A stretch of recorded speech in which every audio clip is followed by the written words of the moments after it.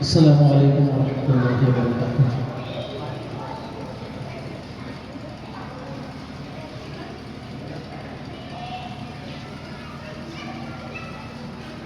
الحمد للہ رب العالمین والعاقبۃ للمتقین والصلاة والسلام على سید الانبیاء والمرسلین وعلى آلہ واصحابہ اجمعین، اما بعد فقد قال اللہ تبارک وتعالی فی القرآن المجید: اعوذ باللہ من الشیطان الرجیم، بسم اللہ الرحمن الرحیم، انا نحن نزلنا الذکر وانا له لحافظون۔ وقال النبي صلى الله تعالى عليه وسلم: علموا أولادكم القرآن ومحبتي ومحبة أهل البيت۔ وقال عليه الصلاة والسلام في حديث آخر: خيركم من تعلم القرآن وعلمه۔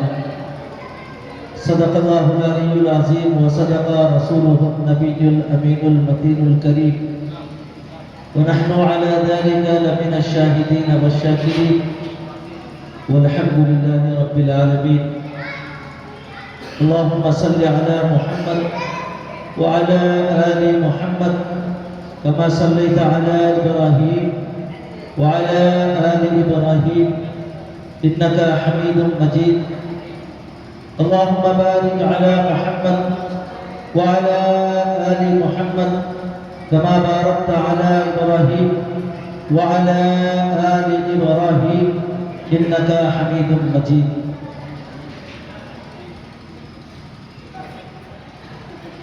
اسٹیج پر تشریف فرما علماء کرام، شعراء اعظام، صدر باوقار اور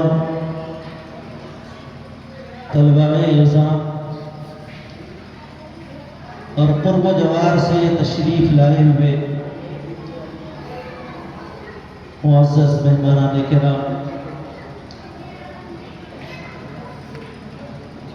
ابھی آپ حضرات کے سامنے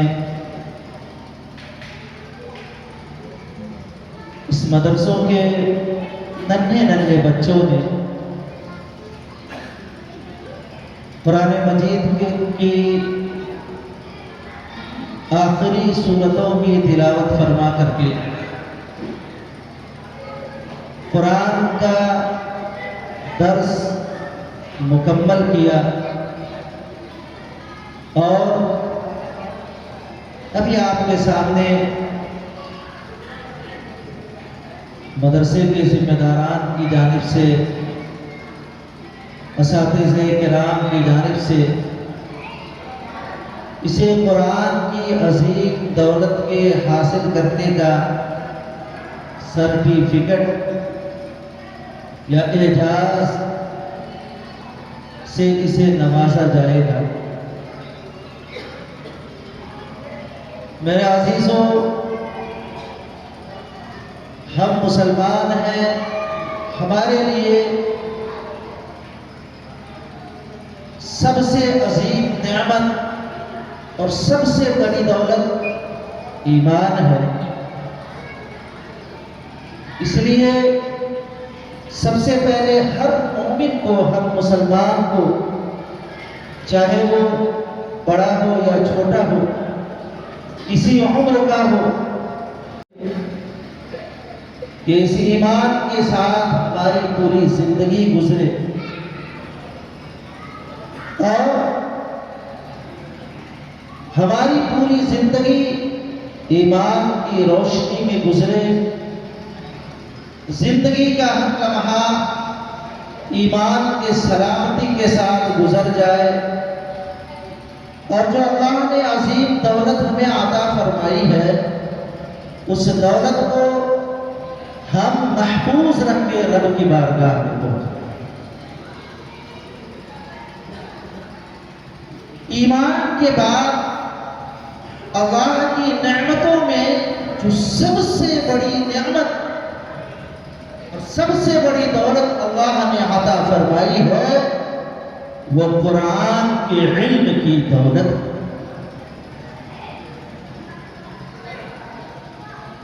قرآن کریم میرے عزیزوں صرف اللہ کا کلام ہی نہیں، صرف اللہ کی کتاب ہی نہیں، بلکہ یہ انسانوں کی رشد و ہدایت کا ذریعہ ہے. ہماری زندگی روشن ہوگی، تابناک ہوگی تو صرف اور صرف قرآن کریم کے علم سے،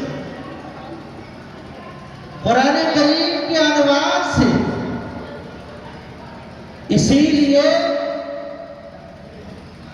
اللہ کے محبوب صلی اللہ تعالی علیہ وسلم نے سب سے زیادہ جس چیز کی طرف توجہ امت مسلمہ کی مبذول فرمائی ہے وہ قرآن کے علم کو حاصل کرنے اور اپنی اولاد کو قرآن کریم کی عظیم دولت سے مالا مال کرنے کی. چنانچہ میرے آقا صلی اللہ تعالی علیہ وسلم نے حدیث مبارکہ کے اندر حکم دیا، ارشاد فرمایا. کیا ارشاد فرمایا؟ فرمایا اے لوگو علموا اولادکم القرآن. اے لوگو 3 چیزیں اپنی اولاد کو سکھاؤ، لیکن ان تمام چیزوں میں، ان 3 چیزوں میں سب سے پہلی چیز جو تمہیں اپنی اولاد کو سکھانی ہے، سب سے پہلی چیز جو تمہیں اپنی اولاد کو دینا ہے وہ قرآن کی دولت ہے، قرآن کا علم ہے. اپنی اولاد کو قرآن کے علم سے آراستہ کرو، اسے قرآن سے محروم نہ رکھو. دوسری جگہ ایک صحابی رسول کو خطاب کرتے ہوئے میرے آقا نے ارشاد فرمایا کہ کوئی باپ، کوئی سرپرست، کوئی ماں باپ، کوئی والدین اپنی اولاد کو قرآن سے پڑھ کر کوئی عطیہ دے. آج اولاد کے جنم دن پر، اولاد کے برتھ ڈے پر، اولاد کے خوشی کے مواقع پر انسان اپنی اولادوں کو مہنگی سے مہنگی گفٹ دیتا ہے، تحفہ دیتا ہے، اسے عظیم سے عظیم چیزیں دنیا کی عطا فرماتا ہے. میرے آقا ارشاد فرماتے ہیں کہ کوئی ماں باپ، کوئی سرپرست، کوئی ذمہ دار اپنے اولاد کو، اپنے ماتحت رہنے والوں کو دنیا کی کوئی بھی چیز دے دے، کتنا بڑا تحفہ دے دے، کتنی عظیم دے دے، لیکن اگر اس نے اپنے اولاد کو، اپنے ماتحت کو قرآن سے محروم رکھا، قرآن کی دولت اسے عطا نہیں کیا تو اس نے اسے کچھ نہیں دیا. مہنگا بنگلہ دے دیا، مہنگی گاڑی دے دی، مہنگے کپڑے دے دیے، بے شمار چیزوں سے اسے نواز دیا. اگر قرآن سے اسے اس نے محروم رکھا تو اس نے گویا کہ اسے کچھ نہیں.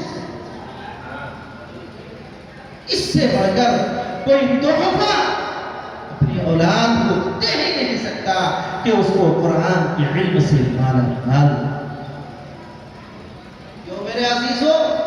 اس لیے کہ میرے آقا صلی اللہ تعالی علیہ وسلم نے ارشاد فرمایا خیرکم من تعلم القرآن وعلم. فرمایا اللہ کی نظر میں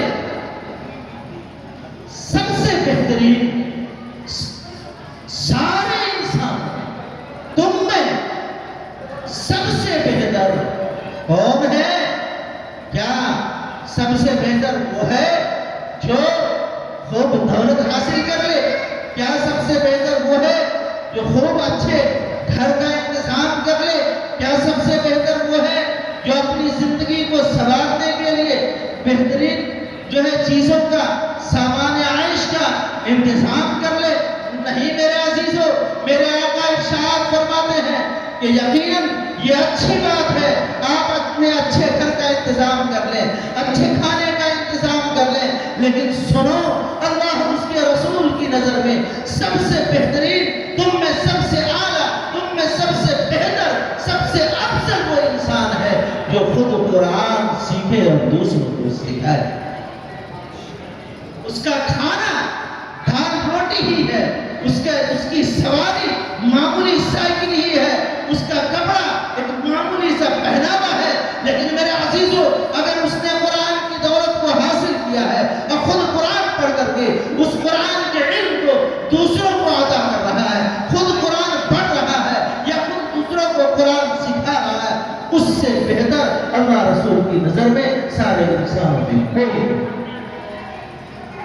اس لیے ہم اور آپ کو چاہیے کہ ہم اپنے ایمان کی سلامتی کے لیے قرآن کے عظیم علم کو خود بھی حاصل کریں اور آنے والی نسلوں کو، اپنے اولادوں کو قرآن کے علم سے وابستہ کریں، قرآن کے علم سے اسے بالا مال کریں.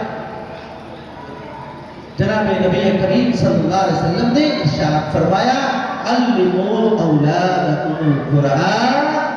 اے لوگو اپنی اولادوں کو 3 چیزیں سکھاؤ. قرآن سکھاؤ، نبی کی محبت، میری محبت، رسول پاک صلی اللہ علیہ وسلم کی محبت سکھاؤ، وہ محبت اہل البیت اور اہل بیت کی محبت سے. میرے عزیز اتنی اہمیت، اتنا زیادہ زور قرآن مجید کے حصول پر میرے آقا نے کیوں دیا؟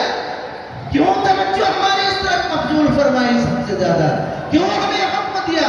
اس کی وجہ یہ ہے جب تک ہم قرآن کریم سے وابستہ رہیں گے، قرآن ہمارے سینے میں رہے گا، قرآن ہمارے معاشرے میں رہے گا، قرآن کے علوم سے ہم وابستہ رہیں گے، ہم کبھی گمراہ نہیں ہو سکتے.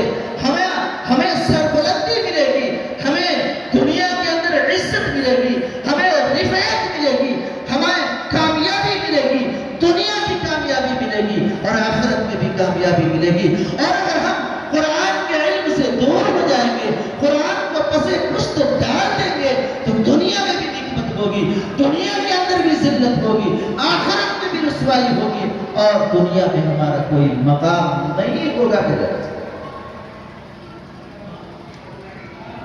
اس لیے اب یہ چھوٹے چھوٹے بچے آپ کے سامنے قرآن مجید کی تلاوت کر کے آخری درس مکمل کر کے قرآن مجید کی ایک طرح سے قاری بنے، قرآن کو حاصل کرنے والے بنے. یہ کوئی معمولی دولت نہیں ہے میرے عزیز، یہ بہت بڑی دولت ہے. ان بچوں کو بھی اپنے آپ کو سب سے بڑا دولت سمجھنا چاہیے اور ان کے جو والدین، ان کے جو سرپرست، انہیں بھی اپنے آپ کو سب سے بڑا خوش نصیب سمجھنا چاہیے کہ اللہ نے آپ کو، آپ کی اولاد کو اپنی تمام نعمتوں میں، اپنی تمام دولتوں میں، اپنے خزانے کی سب سے قیمتی دولت سے آپ کو نواز دیا ہے. آپ کے علم میں آپ کے بچے کے جو ہے سینے کے اندر عطا فرما دیا ہے کہ کوئی معمولی چیز نہیں. اس کی وجہ سے اس دنیا کے اندر بڑی رفعت، سربلندی حاصل ہوگی. اور اگر اس نے اس عظیم دولت کو ساری زندگی اس عظیم دولت کی خدمت کر کے، اس عظیم دولت کی حفاظت کر کے اس کے مطابق اپنی زندگی کو گزارا، تو انشاءاللہ آخرت میں بھی یہ سب سے عظیم درجے پر، اونچے درجے پر فائز ہوں گے. یہ قرآن کریم کا اعجاز ہے میرے عزیزوں. اسی لیے میرے آقا صلی اللہ علیہ وسلم کے صحابہ کو جب قرآن کی دولت ملی تو میرے عزیزوں انہوں نے اپنی زندگیاں قرآن کے لیے قربان کر دی، قرآن کی تلاوت میں قربان کر دی، قرآن کے احکامات پر عمل کرنے میں قربان کر دی. देखिए मेरे आका सल्लल्लाहु अलैहि वसल्लम के आने से पहले ये कुरैश, मक्का वाले, मदीने वाले, अहले अरब शायरी के बड़े शौकीन थे। शायरी की महफिलें सजाया करते थे, शायरी खुद पढ़ा करते थे और उस पर बड़े फख्रिया अंदाज में बड़े फख्र किया करते थे। हम लोगों ने किताबें पढ़ी हैं अरब के जहालत के ज़माने की शायरी की, उन किताबों से अंदाज़ा होता है कि वो शायरी के कितने दीवाने थे और शायरी पर कितना अपने आप को फख्र किया करते थे। अगर कोई शायर होता था और दूसरा शायर नहीं है, दूसरे कबीले का, तो दूसरे कबीले के लोगों को वो जाहिल कहा करते थे, वो बद्दू कहा करते थे और अपने आप को कहते थे कि असल अरब हम है, शायरी हमारी ज़बान पर। मेरे अज़ीज़ों, मेरे आका सल्लल्लाहु अलैहि वसल्लम तशरीफ लाए और कुरान की अजीम दौलत से उन्हीं अरब के लोगों को कुरान की अजीम की दौलत को अता किया। जब उसे कुरान मिला तो उन सहाबा ने जो तो ज़माने जाहिलियत में ईमान लाने से पहले जो शायरी पर फख्र किया करते थे, शेर और शायरी पर फख्र किया करते थे, उसने कुरान की अजीम दौलत को हासिल होने पर कुरान पर फख्र किया करते थे और अपनी सारी जिंदगी उन्होंने कुरान के लिए वक्फ कर दी। कुरान को पढ़ने में, कुरान को सुनने में, कुरान को सुनाने में, कुरान को सीखने में, कुरान को सिखाने में, हत्ता के कुरान करीम को सीखने और सिखाने पर अपनी जानें दे दी। सारा उसने अपना जो है हर तरह का उन्होंने मशक्क़तों को, मुसीबतों को बर्दाश्त कर लिया, लेकिन कुरान को उन्होंने नहीं छोड़ा। आखिर में एक छोटा सा वाक़या बयान करके हदीस की किताबों में एक वाक़या ज़िक्र किया गया। आका मदनी सल्लल्लाहु अलैहि वसल्लम कुरान से कैसा शगफ था मेरे अजीज़ों। सहाबे किराम को मैं वो बयान करना चाहता हूँ। सहाबे किराम रिज़वानुल्लाह अजमईन नबी पाक सल्लल्लाहु अलैहि वसल्लम के ज़माने में एक ग़ज़वे से, एक लड़ाई के मैदान से वापस तशरीफ़ ले रहे थे। रास्ते में कहीं जो है पड़ाव हुआ, पहाड़ी जो है मकामात थे, पहाड़ के दामन में सहाबे किराम रिज़वानुल्लाह अजमईन का काफ़िला रुका और ज़रूरत पड़ी कि पहाड़ के ऊपर हिफाजत के लिए कुछ लोगों को मुतय्यन किया जाए। अगर रात में सब सो गए तो हो सकता है कि दुश्मन आकर हमला कर दे पहाड़ के उस तरफ से और इस तरीके से बड़ा नुकसान हो जाएगा। तो दो सहाबा को मेरे आका सल्लल्लाहु अलैहि वसल्लम ने रात में पासबानी के लिए, निगहबानी के लिए, हिफाजत के लिए दो सहाबा को मुतय्यन किया, एक अंसारी सहाबी को और एक हाजिर सहाबी को। तो हाजिर सहाबी का नाम शायद जो मेरे ज़हन में आ रहा है हज़रत अम्मार इब्न यासिर रज़ी अल्लाहु ताला अन्हु है, और जो अंसारी सहाबी है उसका नाम शायद उबाद इब्न बशीर रज़ी अल्लाहु ताला अन्हु। ये दो नाम आते हैं। इन दोनों को मुतय्यन किया कि इस पहाड़ी पर चले जाए और रात भर हिफाजत की जिम्मेदारी देना है। दोनों उस पहाड़ी पर तशरीफ ले गए और आपस में तय किया कि अगर हम दोनों को मेरे आका सल्लल्लाहु अलैहि वसल्लम ने पूरी जो है फौज की हिफाजत की जिम्मेदारी दी है, अगर दोनों जागते रहे और कहीं दोनों को ज़्यादा देर तक जागने की वजह से नींद आ गई तो फिर जो है हो सकता है कि हमें जो जिम्मेदारी मेरे आका ने अता फरमाई है वो हम अदा न कर सके और नुकसान हो जाए। इसलिए आपस में तय किया कि रात के एक हिस्से में एक सहाबी जागे और दूसरा जो है दूसरा आराम करे, और जब आधी रात गुजर जाए तो जागने वाले जो है सोने वाले को जगा दे और फिर दूसरा आराम करे। यह आपस में तय हुआ। चुनांचे हज़रत अम्मार इब्न यासिर रज़ी अल्लाहु ताला अन्हु ने कहा कि मैं पहले जागूंगा और आप आराम फरमा रहे हो उबाद इब्न बशीर से, और उसके बाद जब आधी रात गुजर जाएगी तो आपको जगा दूंगा, आप हिफाजत कीजिएगा और हम उसके बाद सो जाएंगे। चुनांचे अम्मार इब्न यासिर रज़ी अल्लाहु ताला अन्हु हिफाजत के लिए तैनात हो गए, हिफाजत के लिए तैयार हो गए। देखा कि कहीं क्या करूं, हिफाजत हमारे साथी सो रहे हैं, मैं क्या करूं। मेरे अजीजों, कुरान करीम से कैसा शगफ था, कुरान की कितनी अहमियत थी, कुरान करीम की दौलत से कितना प्यार था, कितनी मोहब्बत थी सहाबा को। चुनांचे लिखा है हज़रत अम्मार इब्न यासिर ने देखा कि क्या करूंगा, कोई सूरत नजर नहीं आती तो उन्होंने 2 रकात नमाज की नीयत मांगी। نیت باندھ لی. اب نیت باندھ کر کے سورہ کہف کی تلاوت کرتے ہیں. سورہ الحمد شریف پڑھا اور اس کے بعد سورہ کہف کی تلاوت کرنے لگے. سورہ کہف کی تلاوت ہوئی. دشمن نے دور سے دیکھ لیا کہ پہاڑ پر کوئی ہے اور اس کے بعد اس کی جانچ کے لیے اس دشمن نے ایک تیر چلایا. تیر حضرت عمار ابن یاسر کے جو ہے پنڈلی میں آ کر لگی. حضرت عمار ابن یاسر رضی اللہ تعالیٰ. میرے عزیزوں تیر لگی ہے, اسے سمجھ میں آیا کچھ لگا ہے, لیکن وہ قرآن کی تلاوت میں مصروف ہے, نماز میں مصروف ہے, اور کتنا زیادہ اس میں مصروف ہے. ایک ہاتھ سے تیر نکال کے یوں پھینک دیتے ہیں, تلاوت کرتے جاتے ہیں, تلاوت کرتے جاتے ہیں. دشمن دوبارہ تیر پھینکتا ہے, دوبارہ اس کو نکال کر تلاوت کرتے جاتے ہیں. کئی تیر دشمن کی طرف سے پھینکا جاتا ہے آپ کے اوپر. آپ کے بدن میں آ کر لگتا ہے, آپ اس کو پھینکے جا رہے ہیں اور تلاوت میں مصروف ہو رہے ہیں اور نماز کو نہیں توڑ رہے ہیں, قرآن کی تلاوت کو بند نہیں کر رہے ہیں. جب احساس ہو گیا کہیں میری جان نہ چلی جائے اور میرا ساتھی سو رہا ہے, اس کو میں اگر خبر نہ کروں اور میری جان چلی جائے تو میرے آقا نے مجھ پر جو ذمہ داری دی ہے وہ ذمہ داری ادا نہیں ہو پائے گی. نماز کو مکمل کرتے ہیں, وہیں پر نماز کو مخفف کرتے ہیں, اپنے ساتھی کو جگاتے ہیں. حضرت عباد بن بشیر جب حضرت عمار بن یاسر کی اس حالت کو دیکھتے ہیں کہ تیروں پر تیر لگے ہوئے ہیں, بدن سے خون کا فوارہ جاری ہے, اور یہ تو کئی گھنٹوں سے جو بہت دیر سے ایسا ہو رہا ہے, فرماتے ہیں عباد بن بشیر, اے عمار تو نے مجھے جگایا نہیں, دشمن تمہارے پر تیروں کی بارش کر رہا ہے, تو نے مجھے جگایا ہوتا, شروع نہیں جگایا ہوتا. میرے عزیزوں حضرت عمار بن یاسر نے جو جواب دیا تاریخ کے الفاظ میں آج بھی موجود ہے.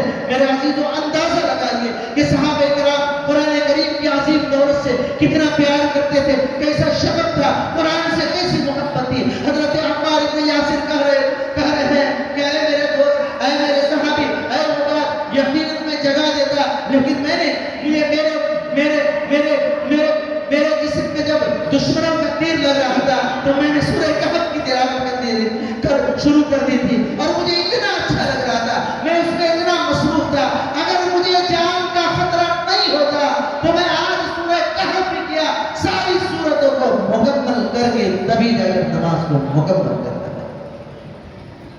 میرے عزیزوں ایسا شغف تھا, ایسی محبت تھی, ایسی عظیم دولت تھی. ان صحابہ کرام رضوان اللہ علیہم اجمعین کو یہ قرآن ملا تو انہوں نے دنیا کی ساری دولت کو ایک سمجھ کر کے اپنی ساری زندگی قرآن کے حصول پر, قرآن کے اوپر عمل کرنے میں, قرآن کی تلاوت کرنے میں اور قرآن مقدسہ کی عظمت اور محبت کرنے میں ساری زندگی دی. میں کچھ اور باتیں بتانا چاہ رہا تھا, لیکن میرے عزیزوں میں معافی چاہوں گا, ہو چکا ہے جو وقت دیا گیا تھا. میں سب سے پہلے مبارکباد دیتا ہوں بچوں کو, ان اساتذہ کرام کو اور ان کے سرپرستوں کو اور تمام لوگوں سے یہ میں گزارش کرنا چاہتا ہوں کہ قرآن کریم کی عظمت کو سمجھیں, اپنی اولاد کو قرآن سکھائیں اور خود بھی ساری زندگی قرآن کو سیکھنے سکھانے, اس کی تلاوت کرنے اور اس کے احکامات پر عمل کرنے میں گزاریں. اللہ پاک ہمیں بھی اور ہم سب کو اس عظیم دولت کو اپنانے کی اور اس عظیم دولت کے احکامات پر عمل کرنے کی توفیق و رفیق نصیب فرمائے. وآخر دعوانا الحمدللہ رب العالمین.